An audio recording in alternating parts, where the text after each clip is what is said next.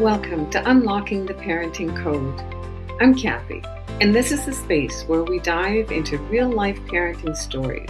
Because let's face it, raising kids today can feel like trying to crack a complicated code.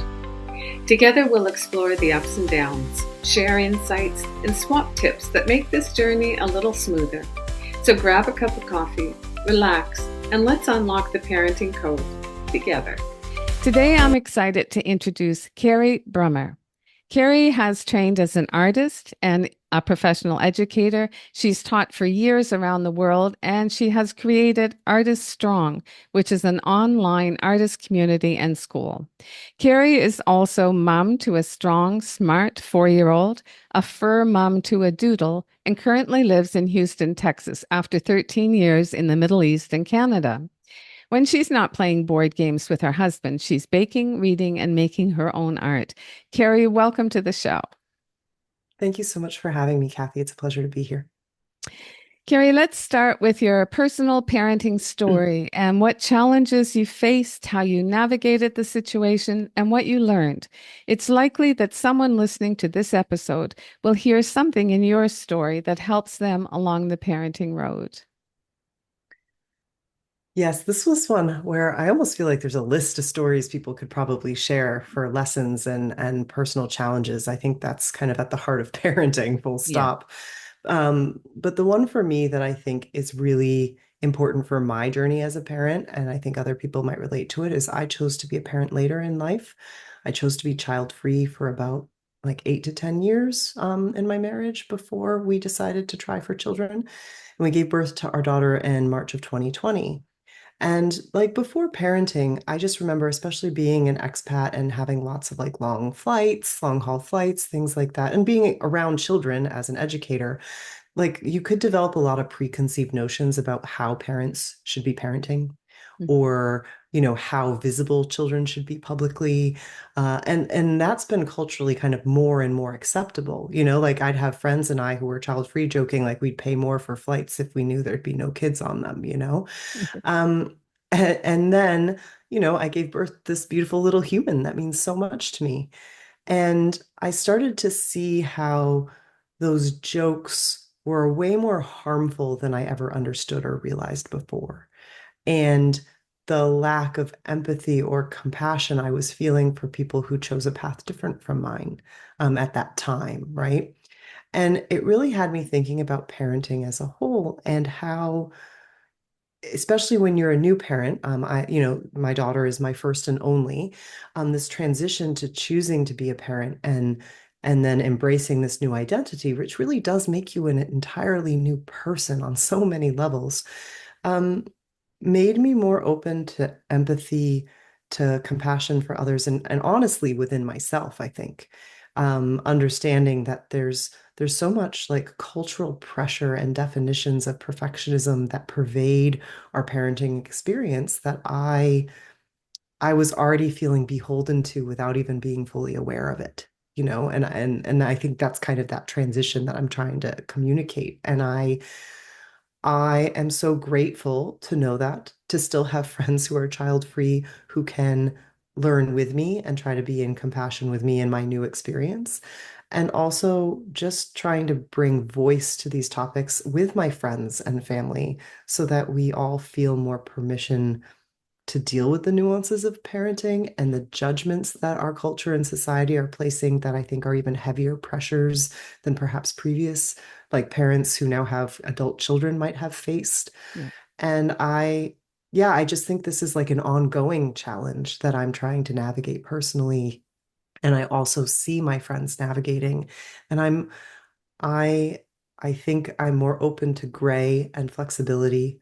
And again, that word empathy is really important to me, is how can I approach these situations with more empathy in my life and understanding of people who might be operating from a completely different worldview. So it's not a neat little bow per se in terms of this like perfect learned lesson, but it's one that's really important to me, that's ongoing as a challenge. And I think even as our children grow, the nature of that kind of perfectionism and cultural messaging, of course, evolves with the age of your child. And figuring out and being aware of those things, I think, is going to really help me moving forward in raising my daughter, because maybe those are things as she grows up and becomes more self-aware that we can even engage in conversation around. And I'd love that to be something we can all feel more permission to have conversations about. That's one of the most difficult things about this kind of a topic or a viewpoint is the awareness. And Mhm. there are some things that you can be sympathetic or compassionate about, but it's really difficult if you don't have the experience to really get there. I remember because I also was an older mom, also an expat. We have a lot of similarities in our stories. And I remember a good friend of mine, she said something, and at the time I really bristled.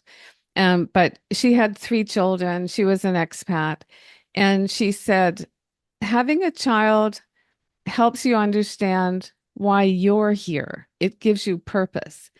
And I Mm, bristled because I thought, I have a pretty clear idea of what I'm doing as a strong, independent woman and working with children. mhm, But when I had our son, it was like, oh, I get it. And raising him, he is an adult child now.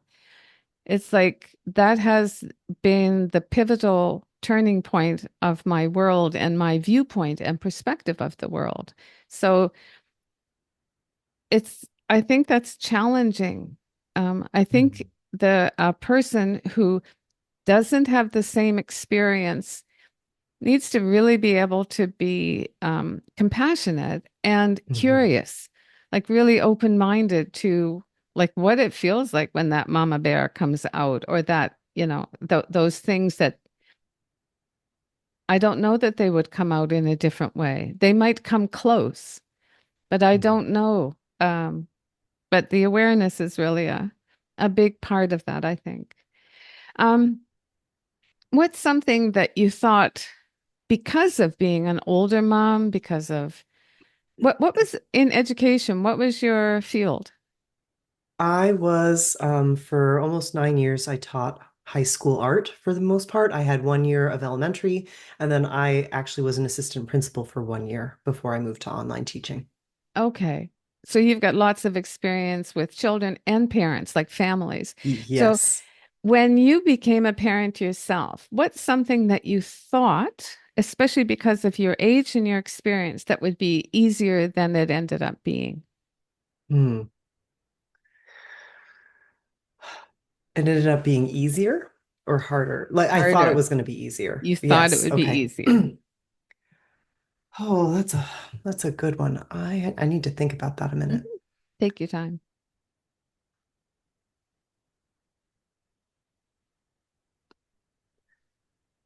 Honestly, probably discipline. Like behavior. Hmm.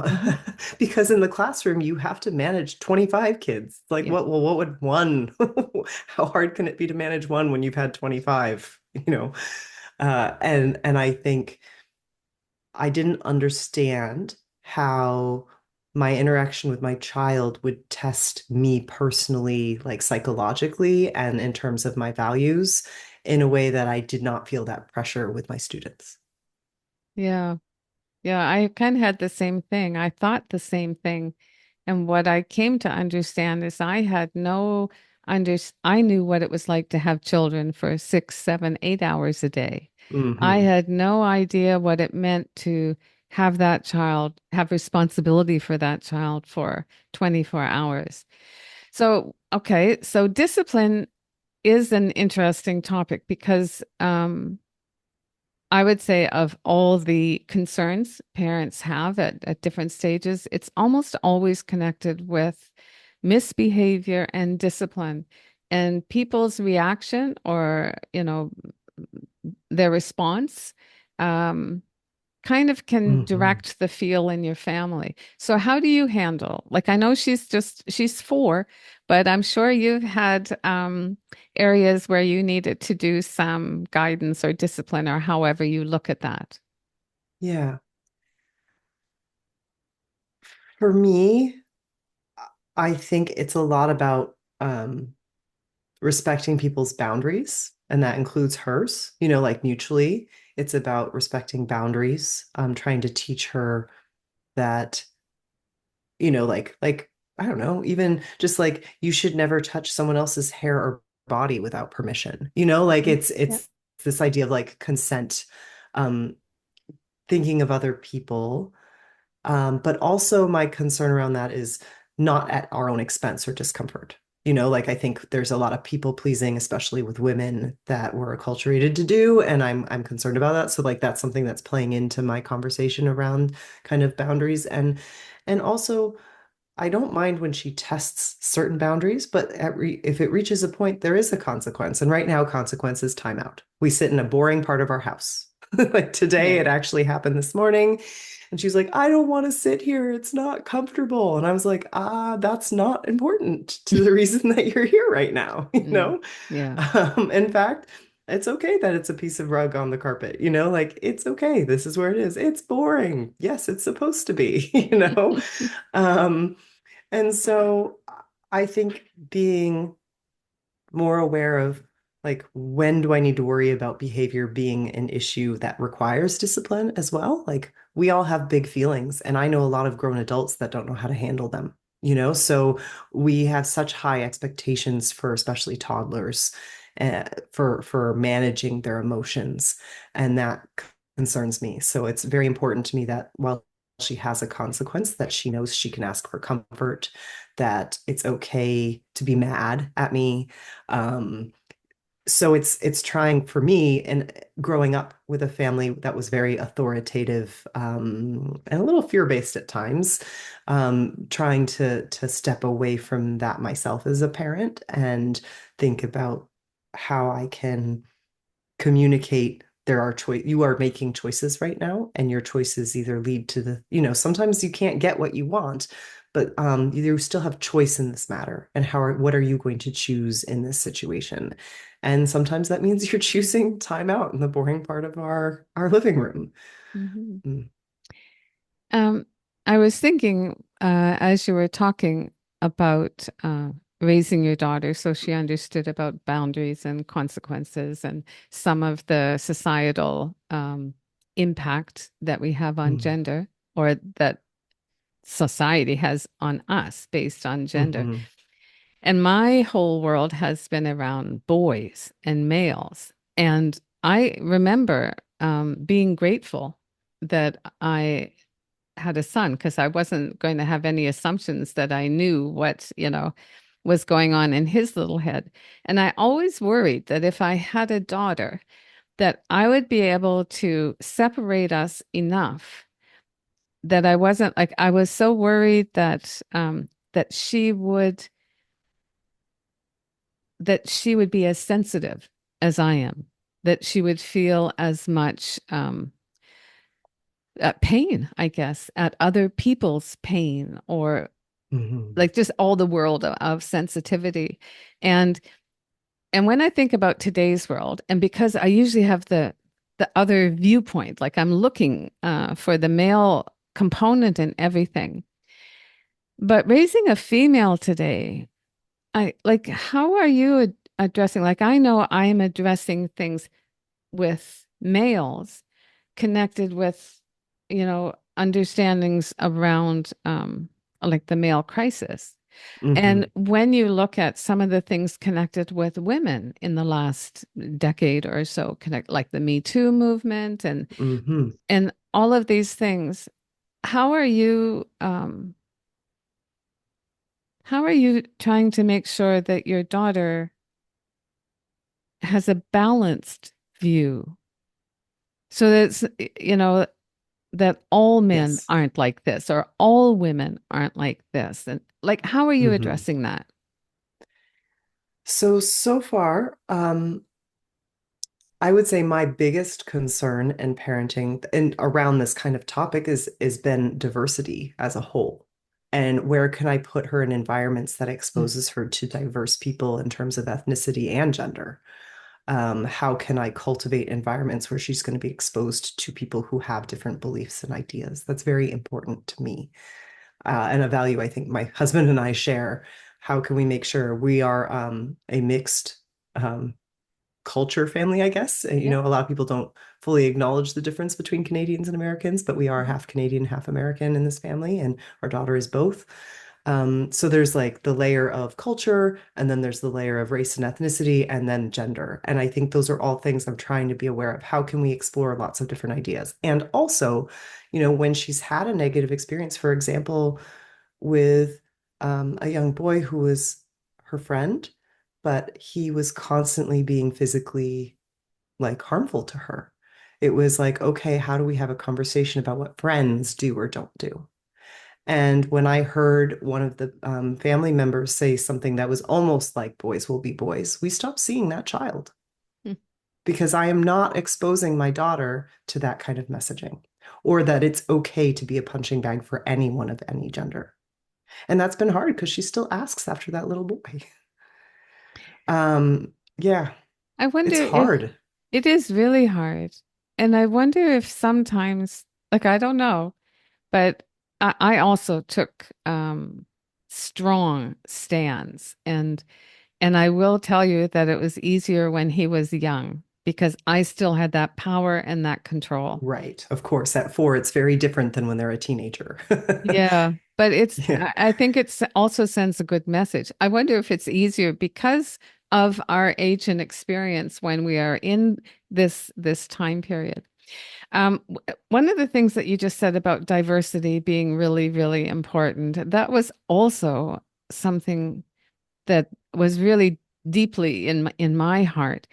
And our son was like in he was like a third culture kid, and so he was partly Canadian, partly Japanese, elementary years here. And then we moved to the Middle East. And especially in the school we were in Lebanon, it was a real international school at that time. Mhm. And I thought if there was one gift that I've been able to give our son, and I hope I've been able to give him many, but one of them is understanding this idea of humanity that Mm. if you and I really did think about it because okay, we're in the Middle East where most people think very negative. The connotations are very negative, especially after Yes. 9/11.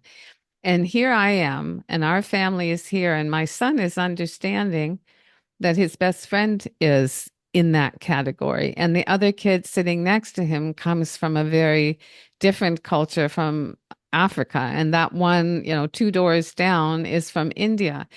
And it was like this mini UN environment Hmm. that he was growing up in. And it like really thrilled me to have that ability to put him in that environment because I also think the world would be a better place if we all understood more about humanity rather putting the labels of culture and gender and all the other stereotypes we put into things. So what are you going to do? Like she's 4 now. How are you going to try to like unless you're going to go to another country and go into an international school, what's your plan? So we have kind of a couple of things in place. One, she goes to daycare 2 times a week now, Mhm. and it was very important to me to choose an environment that didn't have kids that just looked like us. So like I actively chose an environment that had a mix of ethnicities and genders, right? Like I didn't Yeah. want it to be a bunch of little white girls Yeah. essentially, right? You know? So like how can I make that happen? So that was a very conscious choice. The other thing, if I'm being entirely honest, is we do have plans to try to leave where we currently live. We Hmm. do not like the education system. It doesn't match our values. And so we are open to being international again. And that is something I kind of always thought would be quite a gift for my daughter, though I had kind of assumed we might do it when she was older and or at least stay overseas long enough that it can be something that she's like got more concrete memories for. Yeah. That's something we're in conversation about, as well as trying to go to school and possibly in Canada because Mm. we do feel like we like some of the cities in Canada that we've lived in. We would prefer more of a city environment instead of rural. Mhm. And there is quite a mix of people and experiences in urban Canada as well. Yeah. And so, in some ways, it feels a gift that she's had her childhood somewhere that we didn't necessarily expect to stay or live for any length of time. And she's still getting experience here. And knowing that it's not going to be the only place she gets experience is really important to both of us. Yeah, almost on the same line. There were two tracks I was going to go here, but almost on the same line of exposure for diversity is something that I don't think we do very well anymore as a society, but it's the whole um, concept of volunteering and having your child exposed to the real life of other people. Like when we were in Beirut, so our son was in middle school, and until it became unsafe to do so, the three of us, my husband, my son, myself, we volunteered with other teachers and families from the school and went into the Palestinian refugee camps Mm. and did activities in English and all that kind of stuff. But the most important thing to me of that was that my son, because he's in this school that is full of affluence. You know, people Right. come with their chauffeurs and the maid does this, and, they've got everything that's materialistic at their fingertips. But in this environment, things like, shelter, food, healthcare, safety, all of those things were not given.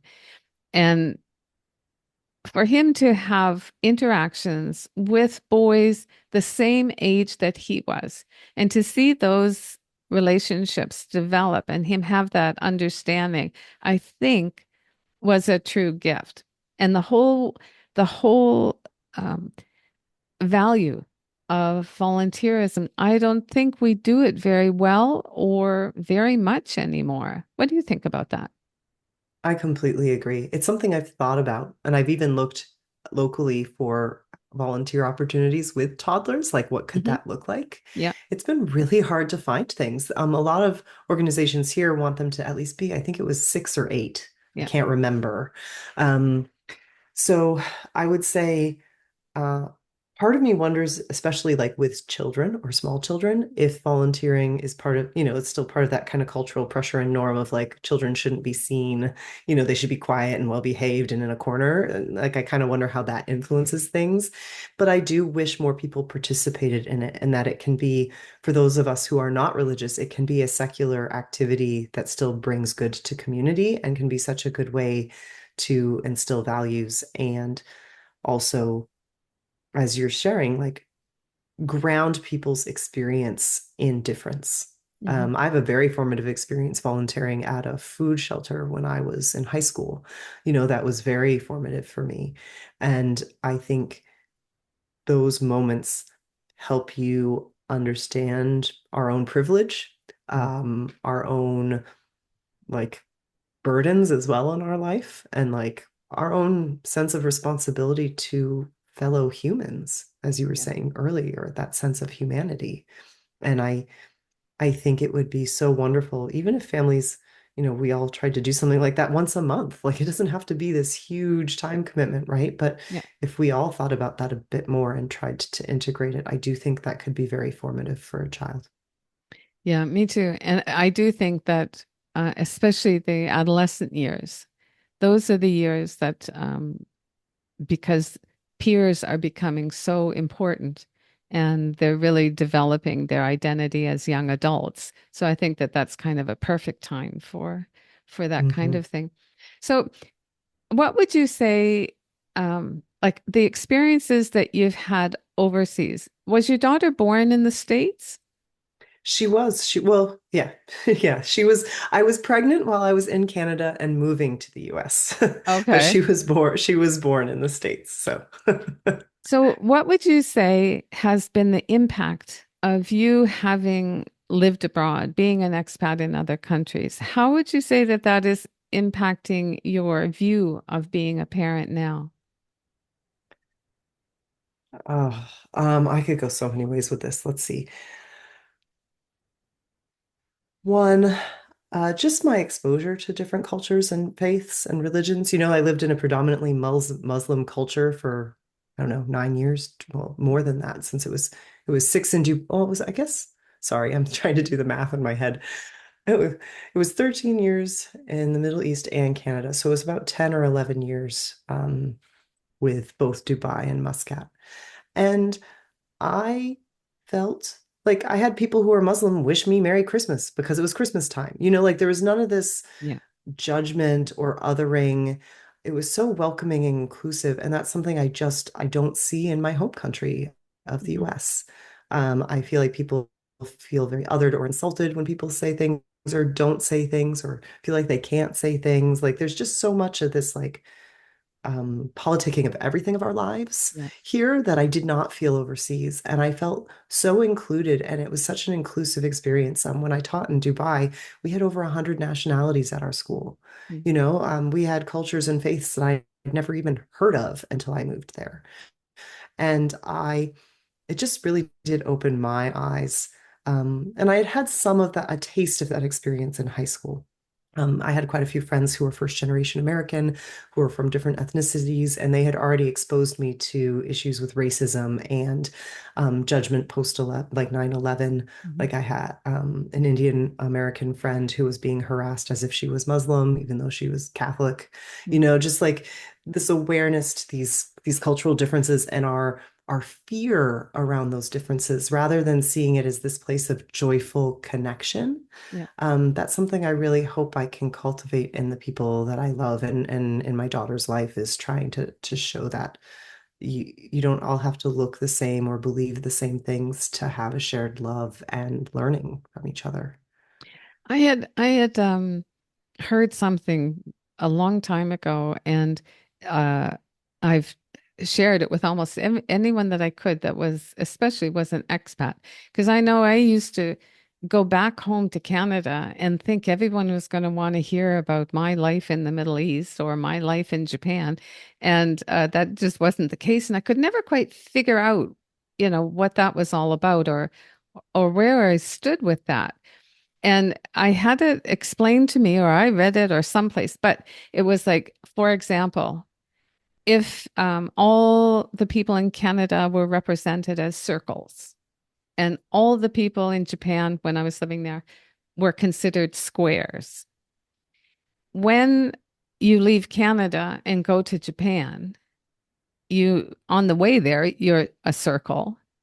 But Mhm, when you get there, you're not a square.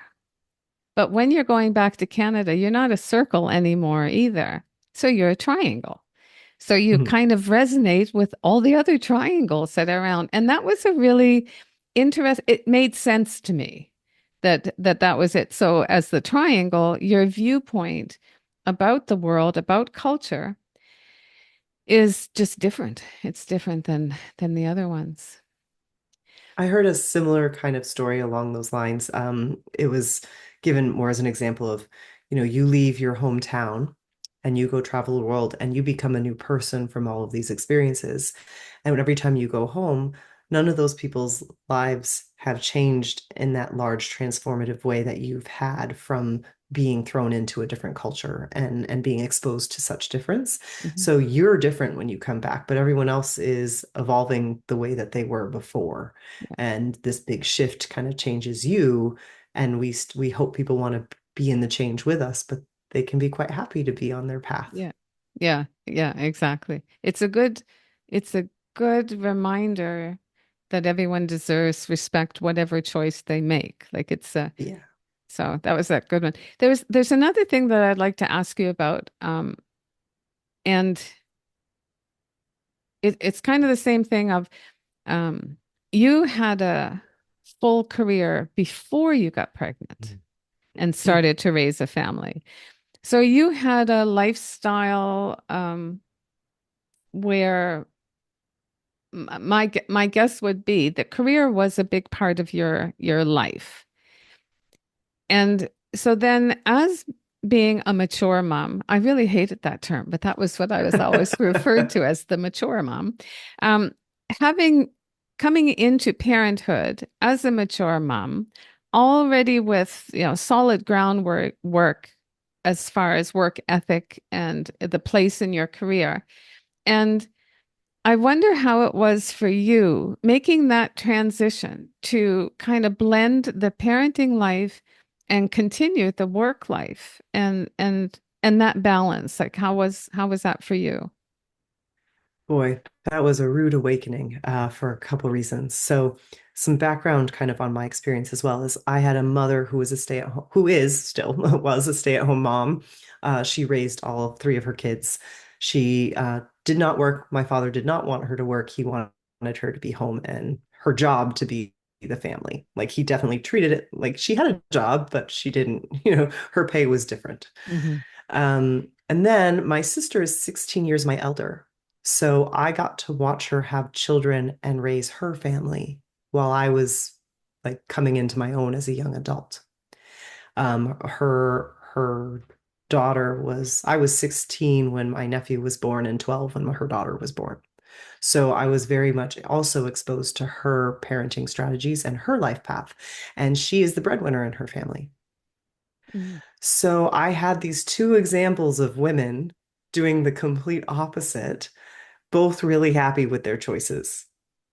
And just kind of had the message, which also I think was kind of just timed with my life and growing up, like, women can do whatever they want, right? Hmm. Yeah. But I kind of felt pressure that I'm supposed to do both. I wasn't supposed to choose one. I was supposed to be really good at both of these things somehow. And I didn't really fully understand the extent of that until we gave birth during lockdown. And while the state we lived in actually didn't really lock down, we didn't know anyone. We behaved in a lockdown behavior and didn't feel like we had anyone we could trust to put in a bubble. So we really didn't have anyone. And our initial birth plan had been after 3 weeks of family time as us as a unit of three, that his parents would come visit and then my mom would come visit. And so we'd have some support and we'd transition to part-time daycare pretty quickly. And that was going to be how I could maintain some of my artist practice and my online teaching because I moved to online teaching. And instead, we parented our child exclusively for 8 months. Hmm. So I lost all of the supports and kind of structure I had planned for. And because of my expectations versus the reality, I think that made it even harder for me in terms of my own self-expectation of what I thought it was going to look like versus what our family situation became as a result of environmental situations that, and again, it was our choice, right? I could have put her in daycare here, but I was not going to. And so I had to really quickly readjust my own self-expectation and what that meant. And so I started thinking about working in different materials for my art. I talked to my partner about when I could fit in work time. I used nap times for work when I could, possibly at the expense of my own mental health, if I'm being entirely honest. And that was part of me trying to adjust to, but I was gonna have 2 days and I was gonna have. And I think a lot of parents can relate to that as a whole because I think we can often have a pretty neat expectation and vision of how our parenting life is going to look for any stage of life, really. And it's not going to always be a pretty picture perfect scenario, right? Things play out differently because we're raising independent individual creatures who have their own mind and their own ideas, and we're getting to know them.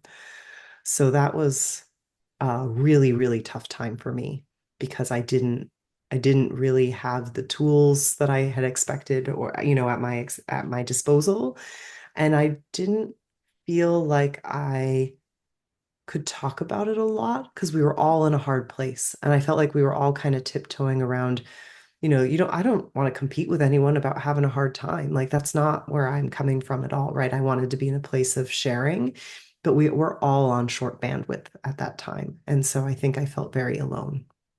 So when did it start to change and how are you finding balance now? I got help. I mean, I definitely asked for a counselor support. I did some virtual counseling, probably right around when she was 7 months old, because I was Mhm. just not getting sleep and I had so much anxiety. I was like, I need some help outside of my partner. So I sought help that way. I also gave myself more grace about the activities that I expected myself to do. I had a better understanding of the routine of my day, even knowing that little people change a lot. I could roll with that and adjust and go, okay, well, how much can I really do? And I pared back expectations professionally and said, it's okay for now. It doesn't have to be forever. But that was really hard because I didn't want to let it go. I like my professional life. I enjoy that work. And so it was also reminding myself this was a choice I was making because I felt it was in the best interest of my whole family Mhm. and it wasn't forever. And I think that really gave me a sense of empowerment. And then kind of channeling some of this into my art personally, that is absolutely like as an artist, part of how you cope is making art. Like it is a emotional psychological experience. It's a way, it's a healthy way of coping. So I leaned into my art, realizing that that could be a way to help me Mhm. like connect and ground myself. And eventually, family got to meet her. We got to have some time with family with her. And then we started to slowly kind of open up to local like classes and we started to look at daycare and things like that. It all happened. It just happened, possibly like a year later, a year and a half later than we had anticipated. I wonder if that's something like I wonder how many young moms who are in the thick of overwhelm um, can really set in or have the preset of this is temporary. Like I used to think, okay, I know the first 5 years of my life, I'm not planning to have my own life, and I'm okay with that. I didn't realize it was going to go longer than 5 years. Um, but but having that in mind helped my expectations for what I needed to feel balanced in my world. So being able to really understand that it does pass, it does get better, and that's an important thing I think that can be hard to grasp at different Hmm. stages of your own life. I wonder if we can move in a little bit to the area of you. Actually, you said that you and your husband were together for quite some time. So your relationship, I imagine, was quite solid and established before you had another human being in your world. How did your relationship to your husband change with giving birth? I want to say this without getting too emotional, but I think I love him more. Mhm. I get to see a side of him that I would have never seen otherwise. Seeing him interact and be a dad is really, really special and affirming. Like I feel validated in my choices as a choosing this other human in my life Mhm. that I picked. We picked each other. And also just that I'm not doing it alone. And I picked someone who understands my values and has a shared set of values. Um, I think we laugh a lot, Mhm. you know, in ways that we didn't laugh before. I think there's been a lot more stress just because we have this other responsibility that we didn't have before.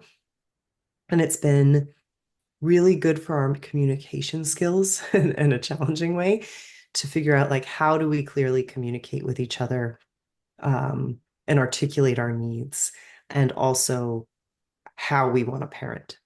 I think that's been a constant work in progress and a big thing. And doing that, I actually think it's making our relationship stronger as a whole than it would have been without children because it's forced us to engage in conversations we might not have otherwise had. Mhm. I wonder if it was actually a gift those first 8 months Mhm. that you were kind of locked down together because, you're close and personal to everything that's going on. I wonder if I that really was the real feel that it gift. was. Mm. It really felt like it because in the US, he had 2 weeks of paid leave Mhm. and he was planning to take, I think it was 2 weeks or a month. Like we either had a month or 2 months with the time he was going to just take off personally. And we were like, wanted to have this little bubble together. And then with lockdown, his company made him work from home all the Mm. time. Yeah. And so, I was very fortunate that, no, while I didn't get to have kind of the professional side evolve the way I had thought immediately, he was very present for the entire first year of her life in a way he would have never had the chance to be. Yeah. Because prior to that, his job was every day, 9 to 5 in the office. Yeah. And I mean, subsequently, now he goes in when he only has to go in, I think, twice a week. And he Mm. chooses to go in as he needs to or wants to for focus because his office doesn't have a door. So, Yeah. some days it just makes more sense to go in now. But so that is something I'm so grateful for the both of them, Yeah. that they had that. And obviously, I had this wonderful support. I had an emergency C-section. I couldn't get up off a couch by myself for 6 weeks. Mm. So there was someone who could really be at my side as I was recovering from pregnancy as well. And for many reasons, I would agree. And I have used that exact phrase, that it has felt like a gift that we had time together to really know ourselves as a family in a way that we would have never known. I would also think because of the situation, and because of like I also had an emergency C-section. So when I came home, there were just a lot of things that I could not do or I shouldn't be doing. And I think that actually opened the opportunity for the father to really take an active role. And in some situations, not for anyone's intent, but that doesn't happen. So again, another gift just to make Mhm. that initial bonding even more solid. Yes, and definitely helped with our balance, like more of a balanced gender role in terms of shared responsibilities of caregiving. Yeah. I felt very fortunate that he's been very present and on board and taking initiative too in truly, I think, equal parenting in a way Mhm. that I'm really grateful for. Yeah. Okay, so that's your husband. Now, what about your daughter? Because when I think about raising our son, I can and have written a book about everything that I have learned from being a mom and Mhm. just it. Yeah. So tell me, what I have you think learned from? I think great question. Sorry to interrupt you. Honestly, having a child has been the ultimate practice in self-help. Like I Mhm. have always been someone who likes self-improvement, who's reading books on psychology, like I've studied meditation, like all these things to try to make sure I can be the best person I can be. Nothing has challenged me more to be the best person I can be than having this little girl looking up to me and knowing that it's not the words, but my behavior that she's looking at and making decisions from. Yeah. That's been something I have to be self-aware of, though, because I am what I call a recovering perfectionist, Mhm. and I don't want to have such unreasonable standards of myself that I'm drowning in those expectations. And also, I don't want to model that to her clearly either. So trying to navigate that is a little bit of a personal challenge, but I also I'm grateful for it. Like I like that I can look at parenting as this challenge of, ooh, she's pushing that button today. Like, where Yeah. is that coming from? And what does that mean? And how do I want to react in these situations? And being self-aware and having practiced self-awareness, I I do. I feel like I'm just evolving. Not only does like parenthood just totally transform you, but this practice is changing the person I am. Absolutely. How do you envision what it's going to look like, say in 10 years or 12 years when your daughter is into adolescence and moving into that next big, big, big time? What do you think it's going to look like? Or what's going to be your emphasis to keep an eye on? So something that I have developed a concern around that I didn't even know people had a belief around was that girls don't get along with their mothers when they're in high school. Hmm. And like this belief around that. And I never had that because that was not my experience. I never had a major falling out with my mother. Like we didn't hate each other, like we got along really well. Mhm. And so I cannot believe how many people have made like offhanded comments and not intentionally trying to be mean or anything, but like just wait till she's in high school. Mhm. And it's kind of mission to me to say, No, it doesn't have to be that way. And that doesn't mean I'm not going to have difficult times. Like, I mean, I taught teenagers. I watched my sister raise two teenagers. She gave me some funny, really hard phone calls when she was in a panic. Like I know there's going to be those moments, and I don't want to dismiss that. But I also think we can respect the people they're becoming and show them that respect. And that's going to go a long way uh, to kind of creating a mutual safe space, which is what I hope. I really feel like the expectations that we can place on teenagers can be a problem. Coming from a teacher perspective, wearing my teacher hat here for a minute, Yeah. is just seeing how much pressure kids felt to be whatever it is their parents wanted them to be, Hmm. um, dictating what classes they'd even take in high school. Or then, having parents like come out and be like, oh my gosh, my kid was told that they got into this special college in South Korea because they took your art class. I'm telling all the moms, it's like, no, that's not why I want them to take the class, right? Yeah. I want it to be because they want to.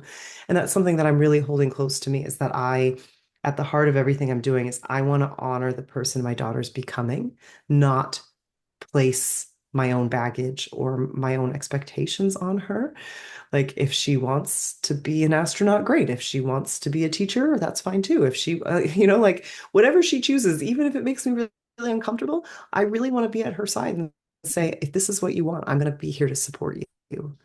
And that's really going to be challenging, I'm sure, when she's making decisions as a teenager. But I also think if I don't let her show up and make some mistakes and try things out, she's never going to have the self-confidence or self-belief she's going to need as an adult.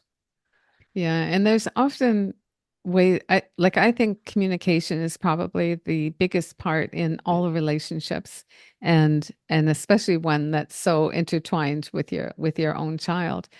But I think with really good communication, that even in the hard times, you can still, I think if you're really curious and you ask more questions than you give advice, then I think that they can get through some difficult times and still, even as they're making mistakes, which I think I wanted our son to make mistakes while he was still living under our roof so that we could help support and guide him so that when he was out on Mhm. his own, he would have a different perspective and perhaps make different choices. But yeah, Exactly. I agree with that. I don't think it's to shield them from their mistakes or life. It's to help them respond and understand the consequences of their choices, good and bad. And then believe in themselves enough to create a toolkit or the supports they need to move through it, good and bad. and have the resiliency to get back up. Like that's been really a focal point in for me is that the children have that sense of yep, that was hard, that maybe I'll make a different choice the next time, but I can persevere, I can keep going, I can keep trying, I won't give up, and those characteristics I think are really important. What is the biggest parenting challenge you still are facing today? Oh, managing my own needs with the needs of my daughter and knowing that neither of them are fully met and being okay with the discomfort of that. Mhm. Yeah, yeah, that's a good one. How would you I define, sorry, please go Go ahead. ahead. Oh, I just, this was kind of the problem this morning, that led to a timeout was I trying to cultivate independent playtime. Also, when mommy's done playing, mommy can be done playing. It's okay to say we're done, and it's okay for her to say when she's done, right? And we did something that was just full of laughs and lots of fun. I gave her a heads up that breakfast was going to be ready. I wanted to get ready to do that and get ready to go to school, which is what we call her daycare. And full on hard nose hanging on to me, blocking my path to the kitchen, fighting no, because she didn't want to let go of that happy moment. Hmm. And it's so upsetting to me, right? Because the only like it escalated to timeouts and crying and a fight, and I didn't want it to escalate there. And it's like I don't want to do that, but I also don't want her to think she can walk all over me, and I'm going to always be at her beck and call every minute. And so I feel the pain of seeing her distress and wanting to always, of course, have my daughter be happy, but also know that I'm doing her no favors and I'm going to start resenting it if I don't actually, hold to my guns when I say I'm done with something. And that's been kind of our current challenge at the moment is I get to have 20 minutes of reading. I might be in the same room as you, but I'm going to read or work on my art, and you can do some coloring or do something you want to do. And in addition to her having an hour of quiet time in her room a day, I'm trying to do like 20 minutes in the morning and 20 minutes in the afternoon where mommy takes a break, and then see if we can grow that into something bigger as she ages that feels more appropriate for her and on my needs. And that's been really hard. She does not want to give up any time with mom. Yeah, it's that's really challenging because it tugs at, different parts of your heart, really. But it's Mhm. also those times where there's something that's value driven, some message that you really want your child to get, that you have to take on more of the pain of, you know, Yeah. not that you're not giving in, but holding firm to whatever that Yes. boundary is. And that gives quite a strong message to your child. Like I think you said beforehand, just how much our children mirror us, like, and it's not our words nearly as much as it is what we do and how we do it. Exactly. And that's at the heart of these motivations, right? Is I want her to grow up and not feel like she's supposed to be the perfect mom and the perfect full-time breadwinner at the Yeah. same time, because that's impossible, right? Yeah. How can I help her cultivate a value-driven life that lets her be who she wants to be in balance? And again, like parenting's never about perfect balance. There's ebb and flow.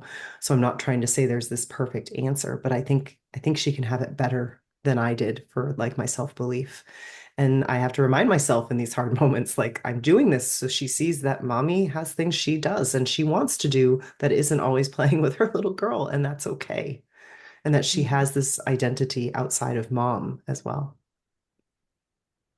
It's not easy though. Like I would say I still struggle. I know I'm saying out of one side of my mouth, to my Yes. adult son, I'm saying, how important balance is, and yet I am not balancing my life like in the start out of this business at all. And I know what I'm doing, he is seeing that much more than what I'm saying. So it's I'm it's laughing it's in challenging. understanding. It Yeah. is really challenging. And I'm definitely not doing it perfectly. Like, imperfection is at the heart of all of this, and trying to give myself that grace is really hard. I'd say that's the thing I'm worst at, is giving myself the grace and permission to flub things up and to not always get it right, and to um, practice that self-understanding in hopes that maybe she'll see that too. And I think that the secret to everything that we're talking about is awareness. Even if we're not getting it right, I know when I'm, screwing it up. Yeah. And that's big because when you're aware, then, at least you can talk about it. So I think the awareness is really crucial in having this really dynamic relationship with your child. Mm. Yes, well Okay, said. as we're getting ready to wrap up, I have two final questions. And the first one is for fun. What would be the title for a movie about your family life? And what would be the movie summary or synopsis? I thought about this, and the phrase that keeps coming up for me is routine chaos. Hmm. We're very much homebodies in our life. We have a very clear routine, but nothing ever goes quite to plan, and that's okay. And like learning to roll with it and have joy with that and see it as an adventure has kind of been the journey that we're on, being kind of more introverted, structured individuals, is giving in to that flexibility. Someone had said recently, and it's perfect to what you're saying right now. And I love it and I keep using it, but I feel I have to say where I'm getting it from. But it's the phrase, man makes plans and then God laughs. And it was kind of like, whether you believe what you believe, but it was kind of like, yep, that's a really good, that's life. That is That life. is life. Exactly. Yeah, definitely. All right, I have one more question for you. Picture yourself sharing some wisdom to your little girl as she's entering the world of parenting herself. What would you say to her?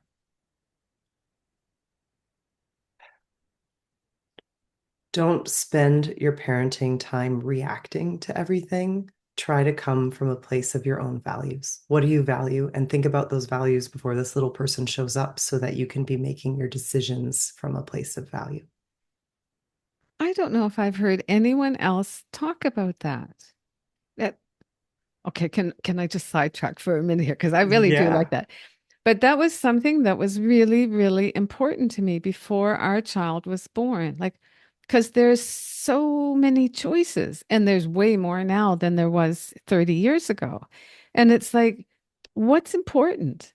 And to really sit down first with yourself and then with your partner and say, these are the 5 things that are really important. And, this is our family. So when before he was born, I sat down first and it was like, okay, there has to be something about, he has to understand. I want him to understand the value that can come from loving to read so that he can escape, he can, expand his imagination, he can get information. That was really important. It was really important to me that he understand the power of music, that he can understand how that can affect your emotion and help you through good times and bad times. And it was important to me that he understand about being physical, that when your emotions maybe are getting out of control, that if you understand, if you go out for a run or you go for a walk in the woods, it will help you.